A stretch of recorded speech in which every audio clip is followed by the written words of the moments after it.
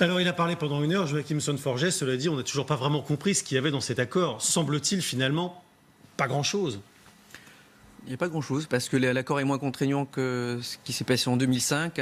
Et je m'étais lancé avec Antoine Bonda hier dans la presse écrite française, dans une tribune, à prédire un peu ce qui allait se passer. Et malheureusement, ce qui se passe, c'est ça, c'est qu'on n'a pas d'accord contraignant.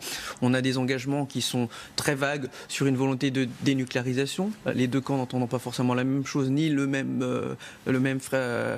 décours temporel. Oui, exactement, ni format. Donc en fait, finalement, on est sur quelque chose qui n'engage quasiment qu'oralement et sur un tout petit bout de papier de manière grossière les deux parties, et c'est là où je trouve que les choses sont pas normales, c'est-à-dire qu'on doit avancer. Moi je trouve très bien qu'il y ait une normalisation des relations entre les États-Unis et la Corée du Nord, mais par contre il manque un cadre multilatéral, et c'est ça qu'il faut à la limite la France devrait impulser en tant qu'État membre permanent du Conseil de sécurité. Mais sur le format général, c'est vrai que c'est historique comme tout le monde le dit, mais attention, so what? C'est l'optimisme prudent, comme nous disons avec Antoine dans ce texte, et c'est vraiment ça qui est de mise. Sur le graphe de l'échelle de Richter, oui, il y a eu pas mal de... des 8 points sur l'échelle de Richter qu'il assimilait au dernier essai nucléaire nord-coréen. C'est une grave erreur.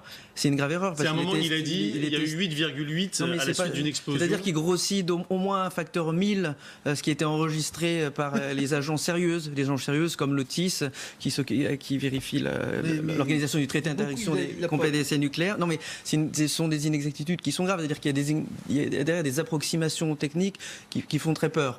Mais alors par contre, je voudrais juste corriger là, parce que je vous ai entendu plusieurs utiliser le mot démilitarisation. C'est bien là le fond du problème. C'est-à-dire que quand on a vu qu'il y a une tentative de vouloir de me demander plus que la dénucléarisation et de demander une démilitarisation, ce que Bolton a fait, ben c'est là que le Congrès, le sommet a failli sauter.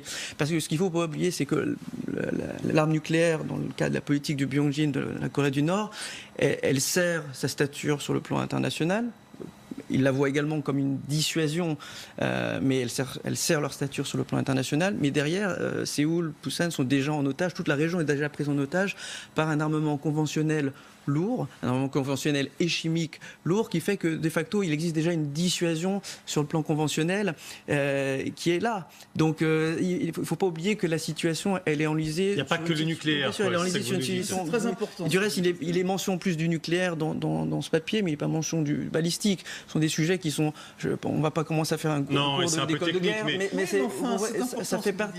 C'est important de distinguer que c'est tout ce panel finalement militaire qui fait que la contrainte, il ne faut pas se focaliser sur un seul point. Par contre, donc là, c'est là où moi j'appelle qu'il y ait les agences internationales, l'OTIS, l'AIEA qui soient impliqués et les autres pays du P5.